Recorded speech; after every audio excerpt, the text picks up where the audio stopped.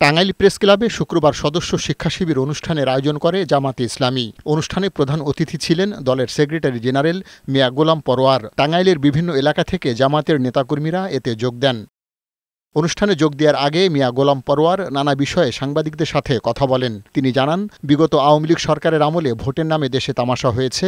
আগামী নির্বাচনের জন্য জামাত পুরোপুরি প্রস্তুত আছে। নির্বাচনে আমরা গণতন্ত্রের স্বার্থে, ভোটাধিকারের স্বার্থে, দেশের স্বার্থে আমাদের আমির জামাত এটা আগে বলেছেন, ফ্যাসিবাদ বিরোধী আন্দোলনের ময়দানে যারা ছিল, জাতীয় স্বার্থে যদি কোনো জাতীয় ঐক্য গড়ে ওঠে, আমরা যে কোনো রাজনৈতিক দল, ইসলামী দলের সাথে ঐক্যের জন্য প্রস্তুত আছি। এদিকে সিলেটের আলিয়া মাদ্রাসা মাঠে জামাতে ইসলামী সিলেট জেলা শাখার কর্মী সভায় প্রধান অতিথি হিসেবে যোগ দেন দলের আমির শফিকুর রহমান। এ সময় আওয়ামী লীগের জামাত বিরোধী নীতি ও বর্তমানে বাংলাদেশ নিয়ে ভারতের মিথ্যাচার প্রসঙ্গে কথা বলেন তিনি। জামাতের আমির বলেন, গণ অভ্যুত্থানকে ব্যর্থ করতে দেশ ও দেশের বাইরে চক্রান্ত চলছে।